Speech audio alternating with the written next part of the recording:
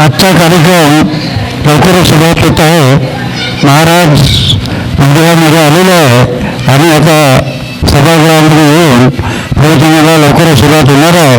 तरी सर्व भक्तांना नम्र विनंती, सभागृहामध्ये लवकर येण्याची कृपा करावी ही विनंती.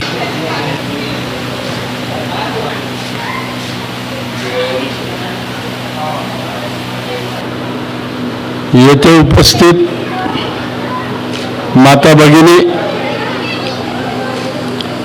माझे मित्रवर्ग, बंधू,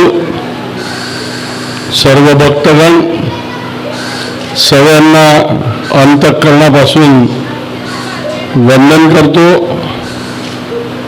आणि आजचे आपले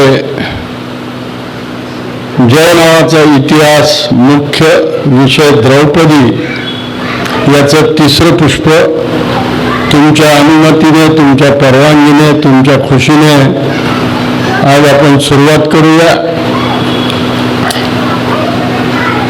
का आवाज बरोबर आहे का? येते? हां, ठीक. तेवढं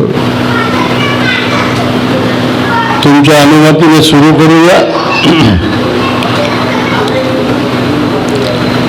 सच्चिदानंद रूपाय विश्वोत्पत्त्यादि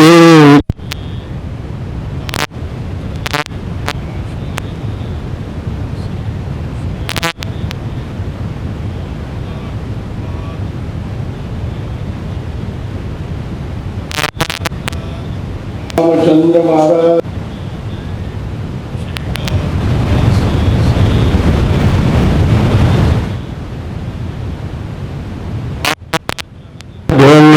महाराज की जय, ज्ञानेश्वर माऊली की जय, संत श्रेष्ठ तुकाराम महाराज की जय, नामदेव महाराज की जय, अंबा एक विराम माता की जय, प्रज्ञाचक्षु गुलाबराव महाराज की जय, संत गाडगे महाराज की जय, सब संतन की जय, जय जय वीर समर्थ. काल आपण जिथे थांबलो होतो तिथूनच पुढे सुरुवात करायची आहे.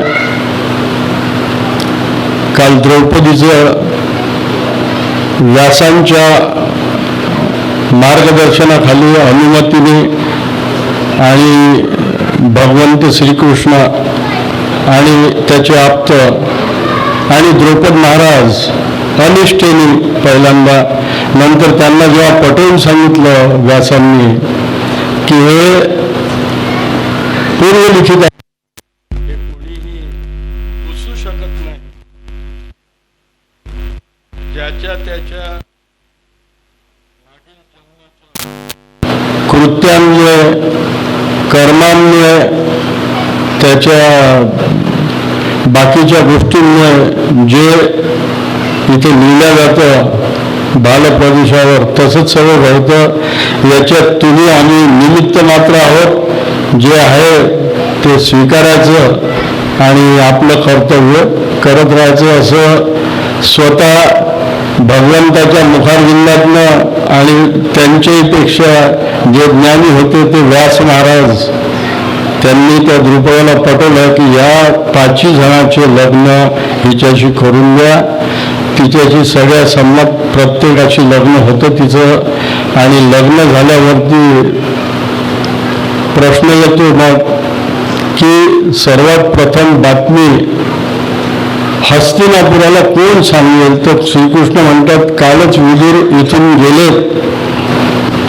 अर्जुनाच्या गळ्यात जेव्हा द्रौपदीने वरमाला घातली जिंकल्यावर पटकन निघून गेले. ते जाऊन हस्तिनापूरला सांगतील, तुम्ही काळजी करू नका.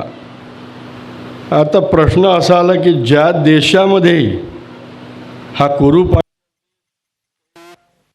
देश नव्हता तिथे ते आश्रित म्हणूनच एका कुंभाराच्या घरी एक चक्रा नगरीमध्ये राहत होते. प्रश्न असा होता की याची वृद्धी काय करायची? हस्तिनापूरला पोचायचं तर रथ पाहिजेत, रथ असायला पाहिजे. खरं म्हणजे वासुदेव श्रीकृष्ण भगवंताचा संपूर्ण महाभारतात पहिलं जे आगमन आहे, पहिली एंट्री जो म्हणू आपण, एंट्री म्हटलं का पटकन लक्षात येते, ती या द्रौपदीच्या स्वयंवराच्या दिवशीच झालेली आहे. त्याच्या आधी कधीही महाभारतामध्ये श्रीकृष्ण त्या ठिकाणी आलेले नव्हते. मग त्यांनी बलरामदादांना म्हटलं की आपण 4 रथ घेऊन आलो आहे आपल्यापाशी. आल्याच त्या व्याह्यांना असं म्हणायचं की आमची पोचवायची पण सोय करा. काही समाजांमध्ये असतं. शेवटपर्यंत काही पाहिले आहे मी की इवन नाभिकाकडनं तसं इथे काही नव्हतं त्यावेळेला. ते म्हणे असं करा म्हणे, तू आणि सात्यकी आणि कृतवर्मा एका रथातनं चालले जा, तुमचे 3 रथ देऊन द्या म्हणजे आमचं काम होऊन जातं, आम्ही पोहोचतो, मी नंतर येईन म्हणे माझा. तर भगवंतांनी बोलल्यावर काय, वयाने जरी लहान असले तरी दैवत्वानी अतिशय श्रेष्ठ होते.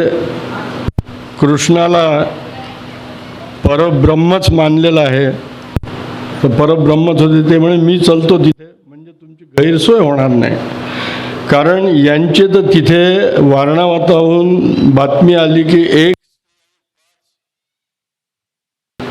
तरणे बाण लोक यांचे तिथे सांगाडे उरलेल्या जळून. त्यावेळेला अतिशय मानभावी दुःखाने पण आनंदी अंतःकरणाने दुर्योधनाने आणि चांडळ चौकडीने यांची 13वी करून टाकलेली होती.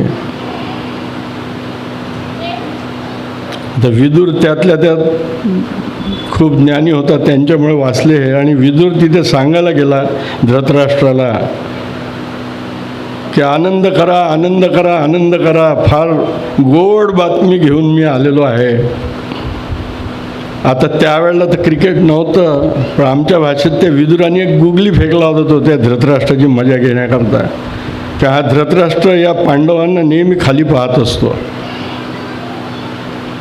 आनंद करा म्हणे, आपण जिंकलो, स्वयंवरामध्ये आपण जिंकलो. धृतराष्ट्राला वाटलं की दुर्योधनाने जिंकला, पण त्यांनी दवंडी पिटवली गावात की प्रत्येक घराघरात आनंदाची उधळण करा, प्रत्येकाने स्वागताला या. आपल्या इथे कुलवधू म्हणून संपूर्ण व्यासांचे शब्द आहे, संपूर्ण आर्यावर्त नाही, संपूर्ण त्यावेळेला जेवढा पृथ्वीवर प्रदेश होता त्यातली अत्यंत लावण्यवती स्त्री मला सून म्हणून मिळालेली आहे. मग विदुर ते सरळ घोषणा वगैरे होऊ देतो. विदुरही हुशार असतो, त्याचा अत्यंत जवळचा, पण त्याचा सल्ला कधीच मानला नाही विदुराचा. त्याने त्याचा भाऊ असूनही, सावत्र भाऊ होता तो. दवंडी तर पिटली, ते सगळ्या लोकांनी या स्वागताला सगळे हजर झाले. आणि मग हळूच विदुराने कानात सांगितलं त्याच्या की तू तुझ्या मोठ्या बंधूंचं नाव घे, त्यांच्या मुलालाच वरमाला घातलेली आहे. हे म्हटल्यावर धृतराष्ट्राचा चेहरा आणि अंतःकरण दोन्ही एवढंच झालं. असो, तर मग हे निघाले इथून हस्तिनापुरास निघाले. तेव्हा कुंतीच्या मनात एकच प्रश्न भेडसावत होता तिला की आपलं स्वागत करायला कोणी येतील की नाही, आपल्या नवीन सुनेचं, हिचं काय मत होईल आपल्याबद्दल. आपण तर आश्रित आहोत तिथे. तर भगवंत सोबत होते. मग काय, ते गेले तिथे सगळे.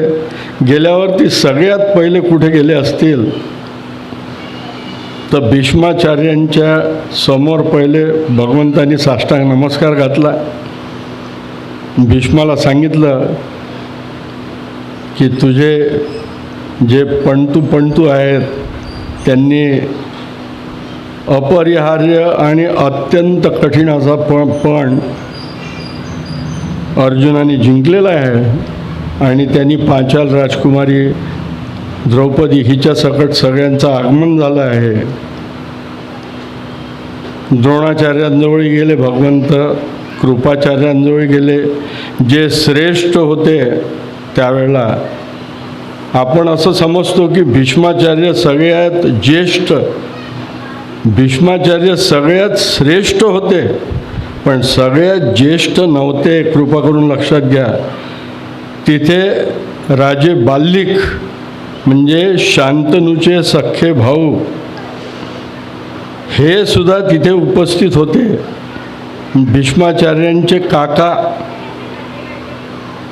ते बाल्लिक तिथे होते, त्यांना सुद्धा भगवंतानी नमस्कार केला, सगळ्यांच्या ओळखी झाल्या. आणि मग आता आराम करा, उद्या आपण सभा ठेवू. आणि दुसऱ्या दिवशी पूर्ण सभा भरली आणि प्रत्येकाने स्वागतपर जो आलो त्याच्या मनातही नसलं तरी स्वागत करावंच लागते. जसं बुवाचं आवडो कीर्तन न आवडो, दोघं तिघं म्हणतं वा वा बुवा खूप छान झालं, त्याला म्हणत असते बरं झालं बुवा लवकर संपवलं, त्यामुळे आम्ही आमच्या घरी चाललो आता लवकर. कालच मी सांगितलं हरिभाऊंना. तर तिथे सगळे बोलणार होते, बोलले प्रत्येक. पण मुख्य विषय काढणार कोण, की यांची व्यवस्था काय करणार तुम्ही आता. का आत्तापर्यंत तिथे राहिले त्यांचे लग्नच झालेले नव्हते, आता लग्न झालेलं आहे. मग त्यांची व्यवस्था इथे हस्तिनापुरातच करणार की दुसरा काही भाग तुम्ही त्यांना देणार, असा प्रश्न धृतराष्ट्राला विचारला. भगवंतानी विचारला, कारण दुसऱ्या कोणाची ताकदच नव्हती बोलायची. दुर्योधनासमोर, कर्णासमोर, दुःशासनासमोर. कारण कोणी बोललं असतं तर फटकन उडवून लावलं असतं त्यांनी. आश्रित आहे, आश्रित म्हणून राहा. त्यावेळेला कृपाचार्य उठले, ते म्हणाले यांचा प्रस्ताव आहे श्रीकृष्णाचा, तो अतिशय योग्य आहे. यांच्याकरता आपल्याला वेगळी व्यवस्था काहीतरी करावीच लागेल. तर तुमच्या मनात काय आहे बोला. आता धृतराष्ट्र अतिशय चतुर, अतिशय मानभावी, अतिशय मनात लपवून ठेवणारा अशा प्रकारचा माणूस होता. त्यांनी पाहिलं की प्रत्येकाच्याच मनात हे दिसतं आहे. आता आपण अजून अडचून घेतलं तर इथे अजून काही वेगळा प्रसंग होईल भांडणाचा. आणि कुठे ज्यावेळेला आतासुद्धा अनुवंशिक प्रॉपर्टी जेव्हा असते, प्रॉपर्टी अनुसंपत्ती म्हणा कुठली, त्याच्यात एका ठराविक काळानंतर मागण्या होतातच हो. किती सख्खे भाऊ असो, किती जवळचं नातं असो, किती रक्ताचं नातं असो, काही ना काहीतरी होतंच. स्त्री असो का पुरुष असो. मग काय करायचं याच्यावर. तर भगवंत हुशार होते. भगवंत म्हणाले याचं उत्तर भीष्माचार्यांकडनं अपेक्षित आहे. सगळ्यात श्रेष्ठ, ज्येष्ठ जरी बाल्लिक असले तरी श्रेष्ठ भीष्माचार्य आहेत. त्यांनी या मुलांना अंग खांद्यावर खेळवलं आहे. हे मुलं चुकीने भीष्माचार्यांना तात तात म्हणजे बाबा म्हणायचे, पण ते सांगायचे त्यांना की मी तुमचा बाप नाही, मी पणजोबा आहे. तर तेच याचा न्याय करू शकतील. तर भीष्माचार्य सांगतात तेव्हा की ठीक आहे आपण असं करूया, म्हणतात धृतराष्ट्र, की जे खांडववन म्हणून आहे इथून दूर, की जेणेकरून कुठलाही कलह यांच्यात होणार नाही, असं आपण यांना देऊन टाकू. त्यांना पाहिजे तसं ते विकसित करतील. यालाही बरं वाटतं धृतराष्ट्राला, बाकीच्या लोकांनाही बरं वाटतं चांडाळ चौकडीला, की बरं आहे ना, सुंठी वाचून खोकला गेला, बरंच झालं. हे परस्परच सांगितलं की त्या खांडववनामध्ये यांनी याचं नगर वसवावं युधिष्ठिराने. आता युधिष्ठिराने खांडववन ऐकलं असतं, पाहिलं काही नसतं जाऊन कसं आहे काय. आता ते खांडवन म्हणजे अतिक्रमण झालेली जागा होती त्यांच्या राज्यातली, की जे कधीही त्या लोकांना धृतराष्ट्र हुसकवून लावू शकत नव्हता, असे लोक तिथे होते. मग काय करायचं, तर म्हणे चला म्हणे आपण जाऊ. भगवंतांनी सांगितलं सगळं निस्तरेपर्यंत मी इथून काही हलणार नाही आता. मग कोण जाणार पाहायला. म्हणे तिथे सगळे नाग लोकांची वस्ती आहे, तिथे सगळे राक्षस आहेत, तिथे दैत्य आहेत, दानव आहेत, बाकीचे हिंस्त्र प्राणी आहे, हिंस्त्र श्वापद आहेत. तिथे जाण्यायोग्य एकच माणूस आहे, आणि तो म्हणजे अत्यंत बलवान सगळ्यांमधला, की जो कशालाही घाबरत नाही. याला पुढे करू म्हणे, आपण आपला पाठीमागे ठेवू. भीमसेन निघतात पाहायला खांडवन. पाहतात सगळं तिथे, त्यांचं काही स्वागत करणार, कोण स्वागत करणार. आम्ही अतिक्रमित आहोत, आम्ही अतिक्रमण केलेलं आहे, आम्हाला कोणाच्या बापाची ताकद आहे काढायची. त्यावेळेला काही अस्थायी किंवा स्थायी पट्टे नव्हते साहेब, अस्थायी पट्टा असते. आता नजुलचे पैसे द्या, ए शेड्यूल बी शेड्यूल असं काही नव्हतं त्यावेळेला. त्यांच्या राज्यातलं खांडवन होतं, जिथे हे सगळे बुभुक्षित प्राणी आणि राक्षस नाग असे सगळे राहायचे. त्यांनी पाहिल्यावर ते बसले होते. आता एवढ्या लांब, पुष्कळ लांब आहे खांडवन, म्हणजे सध्याचं दिल्ली. कृपा करून लक्षात घ्या, ज्याला नंतर युधिष्ठिराने इंद्रप्रस्थ हे नाव दिलं, ते सध्याचं दिल्ली जे आहे ते. मग हस्तिनापूर कुठे होतं. त्यावेळचं हस्तिनापूर आजही मित्रांनो भग्नावस्थेत आहे. ज्याची इच्छा असेल त्यांनी बोटवर करावं, मी घेऊन जाईन त्यांना. सध्याचं हस्तिनापूर आहे मेरठ या ठिकाणी आहे. ते दिल्लीपासून अनेक किलोमीटर दूर आहे. आता किलोमीटरचीच भाषा आपण वापरणार, इंग्रजांनी घातली, आपण भाषा वापरतो आहे. आपण 1 कोस 2 कोस संपूर्णपणे विसरून गेलो आहे सरजी. आता भाषा किलोमीटरचीच आहे. तर ठीक आहे, तर ते बसले असतात, तर तिथे एक ब्राह्मण रूपाने एक जण येतो. त्यांना म्हणतो, मला कळलं की तुम्हाला हे वन खाली करायचं आहे, तुमचे कष्ट मी कमी करू शकतो म्हणतो, पण माझी एक अट आहे. म्हणजे काय, तर मला हे वन पूर्णपणे फस्त करू द्या तुम्ही.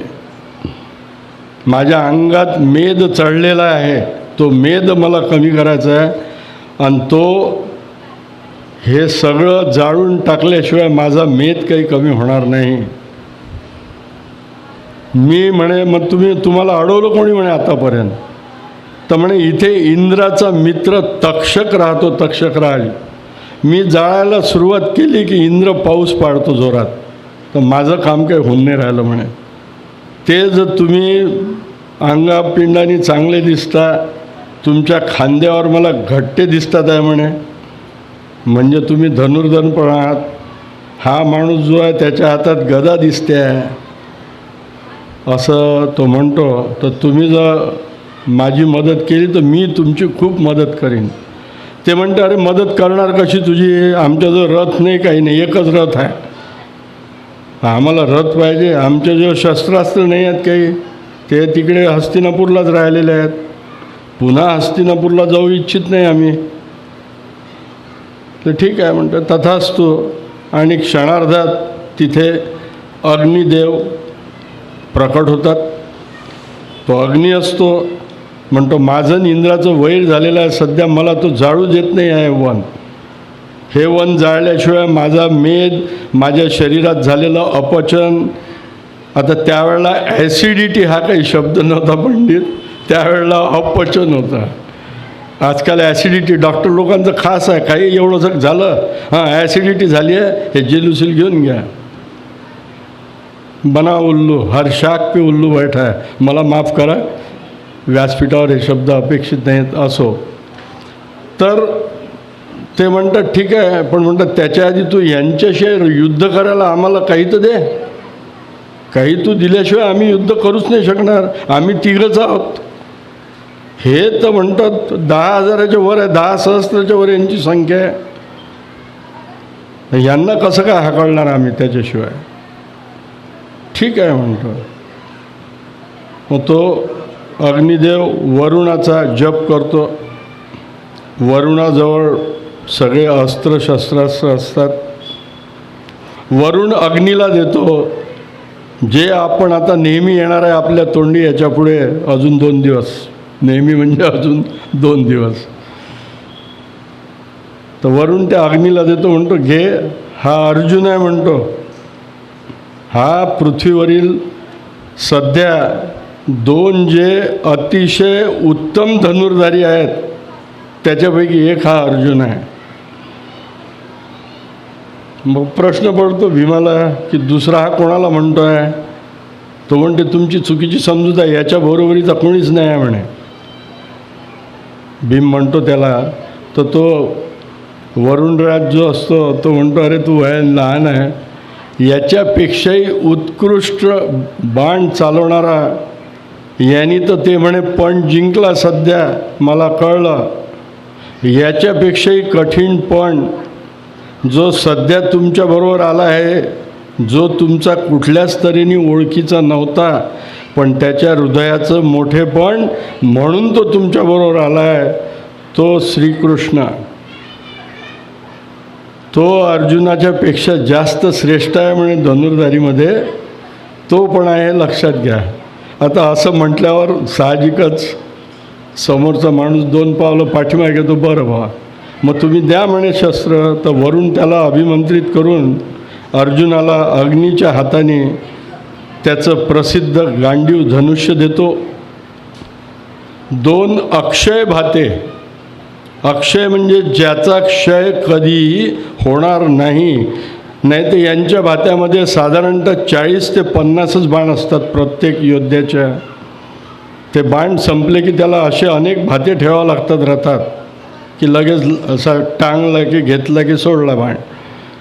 तर अक्षय भाता देतो की म्हणतो 2 अक्षय भाते देतो, हे कधीही संपणार नाही, किती वेळा तू वापर. गांडीव धनुष्य देतो. आपले कृष्ण महाराज काही म्हणजे परम भाग्य असतं अर्जुनाचं की कृष्ण त्यांच्याबरोबर येतात तिथे. कृष्ण काही पाहत नाही, नुसतं असं पाहतो त्या अग्नीकडे. अग्नीला समजतं की हा सुद्धा लढणार आहे, तर मग यालाही काहीतरी आपण द्यायला हवं. श्रीकृष्णाला अग्नी पुन्हा वरुणाच्या जवळ जे चक्र असतं ते त्याला प्रदान करतो. श्रीकृष्ण त्याला अग्नीला नमस्कार करतात. तर भीम तसाही पहिलेपासून त्याच्याजवळ जी गदा होती ती दिव्य गदा होती. ते पुढे येणार आहे, आताच 5-10 मिनटात पुढे येईल. त्यांनी काही मागितलं नाही, त्याला काही त्या अग्नीने दिलं पण नाही. भीम अतिशय अभिमानी होता, अतिशय स्वाभिमानी होता आणि जशास तसं उत्तर देण्यात पटाईत होता. तो मग पुढे वय, त्याचा मुलाइजा, त्याचा हुद्दा काही न बोलता बोलणारा स्पष्ट परखड असा भीम होता. व असे लोकांना आवडत नाहीत. लोकांना कसं मृदू, गोड गोड बोललेले लोक आवडतात. मग ठीक आहे म्हणे, तर तू कर म्हणे तुझं काम, आम्ही आमचं काम चालू करतो. आता इथे प्रश्न असा आहे, नाग लोक म्हणजे आपण जे समजतो की नाग म्हणजे असा फणा काढलेले नाग होते, असं नाही. नागवंशीय लोक होते. ते जागा अतिक्रमण केली होती त्यांनी, की तेही शूरवीर होते खूप. मग झालं, ललकारी झाली आणि युद्ध चालू झालं तिथे. तोपर्यंत अग्नीने आपलं काम निमिषार्धात पूर्ण केलं असतं. जळात जाळात सुटतो, तो सगळं जाळून टाकतो. तो म्हणतो हे मला कोणी पाठवलं इथे जाळायला? माझा जो शत्रू आहे त्यांनी पाठवलं. त्याचा शत्रू त्यावेळेला इंद्र असतो, की तो जाळू देत नसतो. हा सांगतो त्याला अग्नी की मला जाळू दे, याच्यात तुझा आणि तुझ्या मुलाचा फायदा आहे, मला जाळू दे. तो नाही म्हणतो जाळूनच दाखव. इंद्राचा पाण्याचा वर्षाव होण्याच्या आतच धुमश्चक्री होऊन सगळे मिल्खा सिंगाच्या वेगाने त्याच्यापेक्षाही जास्त पळत सुटतात सगळे नागलोक. तक्षकही सुटतो, सगळे पळून जातात तिथून. फक्त त्या तक्षकाची जी बायको असते ती प्रेग्नंट असते, ती जोरात धावू शकत नाही, पण तिला विद्या असते, आकाशात ती जाऊ शकते असं महाभारत म्हणतं. तिच्या पोटात तक्षकाचा पुत्र तिच्या गर्भाशयात असतो, त्याचं नाव अश्वसेन. तोही उल्लेख उद्या येईल. तर ती जीवाच्या आकांताने आकाशातच चालली जाते. त्यामुळे ती सुटते. दुसरा असा हात जोडून अर्जुनाच्या पाया पडतो, म्हणतो माझं तुमचं काहीच वैर नाही. इथे मला या तक्षक राजाने त्याचं घर बांधण्यासाठी बोलावलं होतं. मी कारागीर आहे. मी दानवांचा राक्षस जे आहे वृषपर्वान बाकी सगळे, त्या राक्षसांचे घरं पूर्वी मी बांधून दिलेले आहेत. आणि माझ्या इतका उत्कृष्ट शिल्पाकृती तयार करणारा सध्या तरी पृथ्वीवर कोणी नाही. तर मला जीवदान द्या, मी तुम्हाला मदत करेन. तर श्रीकृष्णाची इच्छा नसते, म्हणे कशाहून याचं ऐकायचं नाही. अर्जुन म्हणतो मी त्याला शब्द दिला ना, आता जाऊ द्या त्याला. तर त्याला जाऊ देतात. असं करून खांडवन सगळं हे करून जाळून सगळं करून अग्निदेव त्यांची रजा घेतात. ते सुद्धा वापस येतात आणि सांगतात की आम्हाला योग्य जागा मिळाली आहे, खांडवन तुम्ही सांगितलं, त्या खांडवनात आम्ही राहायला जाऊ. फक्त आम्हाला अवधी मिळावा काही महिन्यांचा आमची नगरी वसवण्याकरता. तर नगरी वसवण्याकरता या ज्या माणसाला सोडलं, दानव जो होता त्याचं नाव मयासूर म्हणतात त्याला, त्याचं नाव मय. तो हजर होतो आणि यांची पूर्ण नगरी साधारणतः 7-8 महिन्यात पृथ्वीवरच्या बनवून देतो सुंदर. आणि युधिष्ठिर राजा भगवंताला म्हणतात की आता तुम्ही जाऊ शकता. अरे म्हणा मला म्हणे काम झालं तुझं, मला जाऊ शकता म्हणून राहिला. अरे अजून तिथे म्हणे मी पायच नाही लावले ना तुझ्या नगरीला. म्हणे मी तशा अर्थाने नाही म्हटलं, तुमचे लोक तुमची वाट पाहत आहे. तुमच्याकरता या 6 महिन्यात 4 दूत येऊन गेले की कृष्ण कुठे अडकला, कोणात अडकला. कृष्ण अडकला होता दोघांमध्ये, अतिशय शुद्ध भावनेने अडकला होता. एक म्हणजे अर्जुन, कारण त्याला माहीत होतं याच्या आधीच्याही अनेक जन्मात मी नारायण होतो आणि हा नर होता अर्जुन. नरनारायण यांची जोडी अनेक युगांपासून येत होती. या युगामध्ये हा नर आहे पण याला त्याची जाणीव नाही आहे. तर कृष्ण म्हणतो मी थांबतो, एकदा तुमचं व्यवस्थित लागलं की मी चालला जाईन. व यांचं हे तिथे इंद्रप्रस्थ असं नाव ठेवतात. फार मोठा उत्सव होतो. ज्या नागरिकांना तिथे यायचं आहे त्यांनी जरूर आनंदाने यावं असं युधिष्ठिर सांगतो. युधिष्ठिरचे वडील जे होते पांडू, त्या पांडूंना पूर्ण हस्तिनापुरामध्ये एक वेगळाच मान होता की वैराग्याची मूर्ती म्हणून ओळखल्या जायचं, की जो सगळं सोडून चालला गेला. एक त्याला शाप मिळाल्याबरोबर. तसं धृतराष्ट्राबद्दल आणि धृतराष्ट्राच्या मुलांबद्दल लोकांची ती भावना नव्हती. तर अनेक लोक तिथले जे होते ते म्हणे आम्ही इंद्रप्रस्थाला जाऊ, नवीन शहर आहे, नवीन सगळं आहे. तिथे ते जातात. मग ते प्रेम पाहिल्यावर कृष्ण भगवान, मी पंजाब मिलनी चाललो आहे बरं. हे जे वर्णन आहे हे महाभारतामध्ये वाचायला तुम्हाला 20 दिवस लागतात, एवढं लक्षात ठेवा. तर तिथे आता राजधानी झाली इंद्रप्रस्थ. यांची हस्तिनापूर. इंद्रप्रस्थ झाल्यावर श्रीकृष्ण म्हणतो की युधिष्ठिरा, माझा जन्म काही फक्त द्वारका वसवण्याकरता झालेला नव्हता. ते नंतर येईल उद्या परवा. तो म्हणतो मी सांगेन तुम्हाला नंतर, आणि त्यांची रजा घेतो. पण तो एक अत्यंत महत्त्वाकांक्षी बीज जायच्या आधी शेतकरी जसं शेतात टाकतो आणि मग जातो, तसा हा एक महत्त्वाकांक्षी बीज त्या पाची भावांच्या अंतःकरणात पेरून जातो. तो युधिष्ठिराला म्हणतो, हे काय मोठं कर्तव्य नाही, मोठं कर्तृत्व नाही आहे तुमचं. हे इंद्रप्रस्थ इथे वसवलं आहे तर कोणी वसवू शकेल म्हणे. तुझ्या आयुष्यातलं ध्येय ठेव म्हणे. तुझ्या इतका धर्माने चालणारा, खरं बोलणारा, धर्माने वागणारा आणि सगळ्यांना समभावनेने बघणारा असा राजा पृथ्वी तलावर सध्या तरी कोणी नाही आहे. मी पण नाही आहे.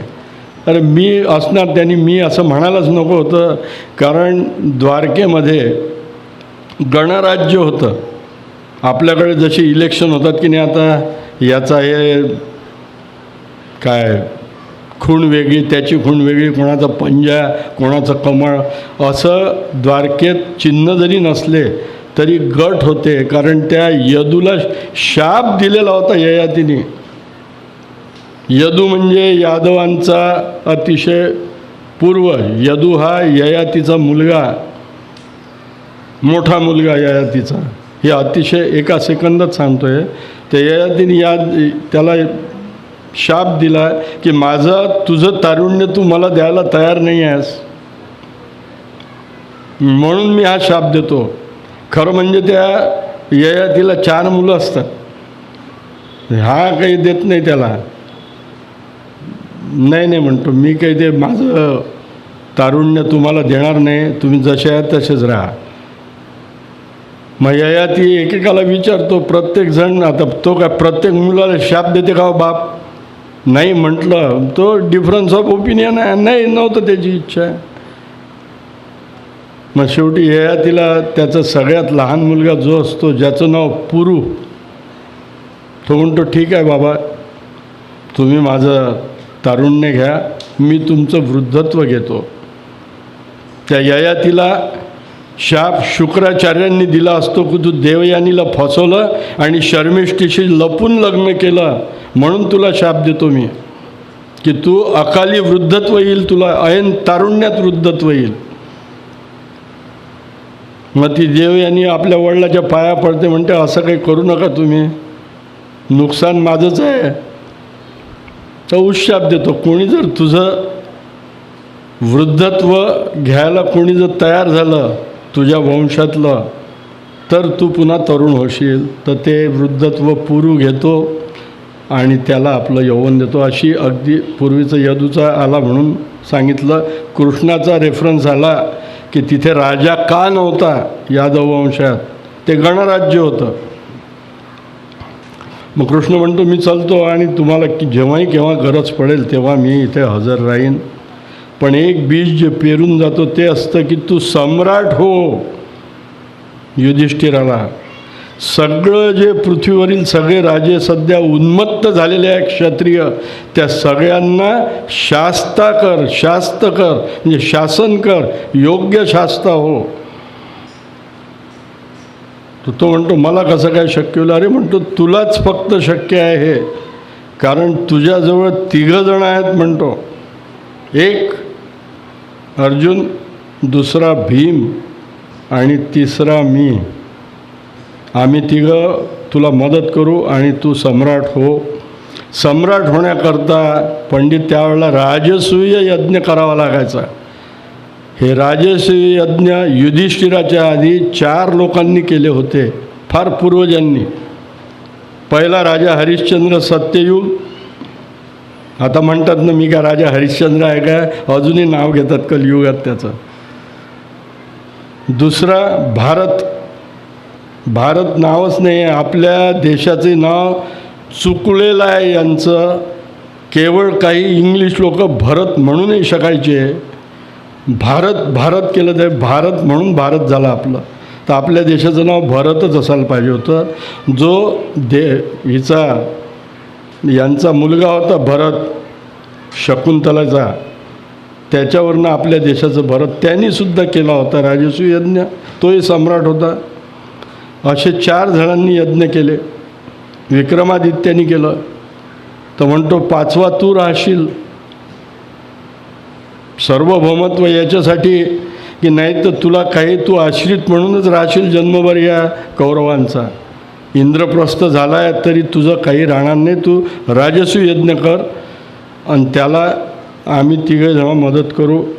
आणि असं करून कृष्ण जातात. यांचं विचार विनिमय होतं. यांच्याजवळ कोणी पुरोहितच नसतो.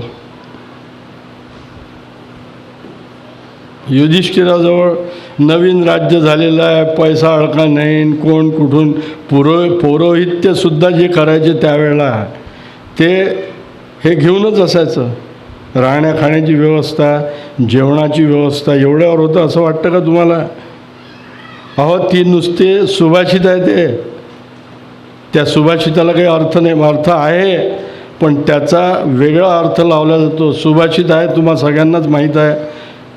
माहीत असलं तरी ऐकून घ्या पुन्हा याच्यावर की तो पुरोहित असतो, त्याला काय नुसतं अन्न दिलं म्हणून तो शांत होतो असं नाही. सुभाषित असं आहे, अलंकार प्रियो विष्णू जलधार प्रिया शिवा नमस्कार प्रियो भानू. अर्थही सांगतो याचा, तुम्हाला माहीत आहे तरीही सांगतो. आणि ब्राह्मणो भोजनप्रिया. ब्राह्मण म्हणजे काय फक्त अन्नाचीच वासना असते असं नाही. भोजनप्रिया म्हणजे अतिशय अल्पसंतुष्ट असतो ब्राह्मण. विष्णू आहे हा अलंकार प्रिय आहे. बालाजीला जाऊन पहा किती दागिने आहे. मी त्याला विचार म्हटलो एवढे दागिने. अलंकार प्रियो विष्णू आठवला मला श्लोक, लेले मास्तर जिंदाबाद.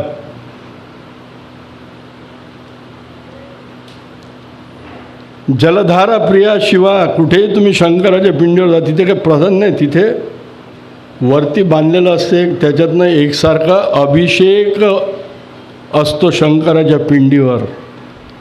नमस्कार प्रियो भानू म्हणजे सूर्याला नमस्कार प्रिय आहे म्हणून सूर्य नमस्कार घालतात. आणि ब्राह्मणाला काय प्रिय आहे? ब्राह्मणाला जिलबी लाडू हे ते. पण त्याचा अर्थ चुकीचा आहे. ब्राह्मणाला असं हे याच्यात ब्राह्मणाला म्हटलं, हे व्यासांनीच सांगितलेलं आहे ब्राह्मणाचं, की हा अल्पसंतुष्ट प्राणी आहे ब्राह्मण, म्हणून ते ब्राह्मण भोजनप्रियता असो. तर असं तो राजपुरोहित कोण शोधायचा? तर तिथेही राजपुरोहित 3-4 असतात हस्तिनापुरात. एक कणिक म्हणून असतो, कणिक नीती म्हणून प्रसिद्ध आहे, जो अतिशय कनिंग अतिशय दुष्ट असा माणूस असतो. ह्या एवढी हातभर शेंडी असते. आणि तो त्या धृतराष्ट्राचा खूप चांगला मित्र, कारण तो धृतराष्ट्राला सगळे कावे, सगळी बदमाशी, सगळं नीचता सगळं तो त्याला शिकवत असतो. ह्या कणिक नीती. तर तिथे होते पुरोहित. मग या कोण जाणार? तर भीष्म म्हणतात कोण जाईल यांच्याबरोबर, मी कोणाला म्हणू? तर तिथे धौम्य नावाचे ऋषी बसलेले असतात. त्यांना दिसतं की बाकी राजपुरोहित संपत्ती सोडून कोणी जायला तयार नाही. हात वरती करतात, मी जायला तयार आहे. आणि धौम्य ऋषी तिथे जातात. त्या सगळ्या 5 भावंडांकडनं ते सगळे राजकारणाचे शिक्षण काय, कसं वागायला पाहिजे, अभ्यागत आला तर कसं स्वागत करायचं, त्याचं कशाने करायचं, त्याचे नियम सांगतात. ते तुमच्या इच्छेनुसार करा. आपल्याकडे लिहिलेलं आहे पण तसं कोणी काही करत नाही. 8 गोष्टी आहेत ज्या मंगल समजल्या जातात. धौम्य ऋषी त्या युधिष्ठिराला सांगतात, मंगल गोष्टींनी अभ्यागताचं, कोणीही जो अतिथी येईल त्याचं स्वागत तुम्ही करायला पाहिजे. कोणत्या आहेत हो त्या गोष्टी? आपल्याकडे 8 गोष्टी करतात का? विचारून पहा तुम्ही मनाला, मी सांगतो काय आहे ते. तर धौम्य ऋषी सांगतात त्याला, युधिष्ठिराला श्लोक सांगतात, व्यासमुनी लिहितात. ते म्हणतात, अनलो गो हिरण्यश्च. याचा अर्थही सांगतो. अनलो गो हिरण्यश्च दुर्वा गोरोचनामृतम. अक्षतां दग्धैच इत्यष्टौ मंगलम प्रचक्षते. अनलो म्हणजे अग्नी, त्यांनी तर करतात आपल्याकडे. निरांजनच असते ना, पेटवलेलं सुख करतात दुःख करतात, तसं कोणी आलं तर करतात, ते एक करतात. आता दुर्वा मिळाल्या तर दुर्वा असतात घरात.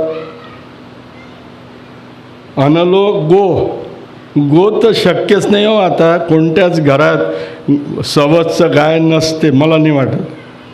तो दूधवाला आणून टाकते दूध, मग गाय कशाला ठेवायची, गाईची सेवा कशाला करायची. तर गोसुद्धा बाद आहे. हिरण्य तर अजून कठीण. माता भगिनींची क्षमा मागून उदार अंतकरणाने क्षमा करा. हिरण्याचे अरे सोनं कोणी देणार आहे, हे घे बाबा माझी अंगठी आणि तुला अभ्यागताला देतो आहे, कोणी देत नाही. दुर्वा देतील एखाद्या वेळा असतील तर. गोरोचन म्हणजे गाईचं दूध तूप जे काय असेल ते. अमृत म्हणजे देवांच्या दरबारातलं अमृत. अमृताला पर्याय नाही, अमृतच आहे. हे अमृत आपल्याकडे काही मिळू शकत नाही, त्याही वेळेला नव्हतं. अक्षता मिळू शकतात, असतातच. अक्षता म्हणजे तांदळाचे दाणे वापरतात. बाकी लग्नांमध्ये जे ज्वारीच्या दाण्याला लावून केलं, त्याला कृपा करून अक्षता म्हणू नये. ब्राह्मण लोक नीट सांगत नाहीत. अक्षता म्हणजे तांदळाच्याच, आणि शास्त्रामध्ये असं आहे ती अक्षत केशर मिश्रित असली पाहिजे. आता केशर तो घरचाच माणूस खात नाही, तर अक्षताला काय लावणार आहे केशर. अक्षता दग्धैचो, दही असतं प्रत्येक ठिकाणी. दह्याला सुद्धा पवित्र मंगल पदार्थ मानला गेलेला आहे. एक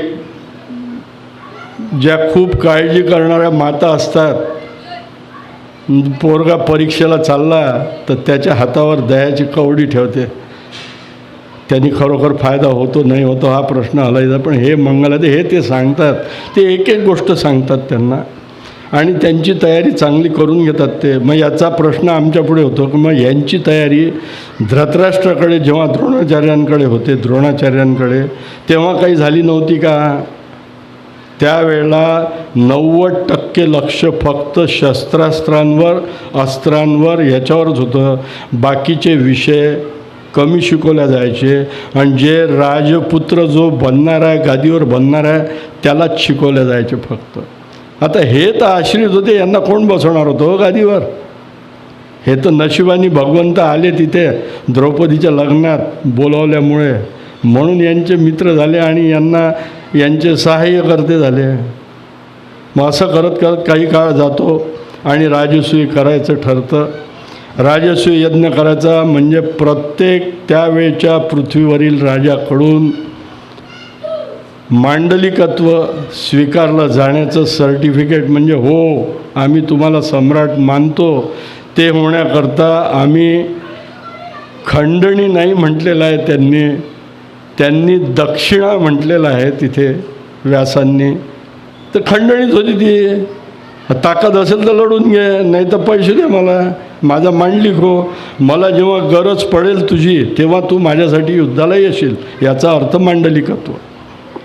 आता सगळ्यांना माहीत असतं की कोणाशी आपण लढून राहिलो.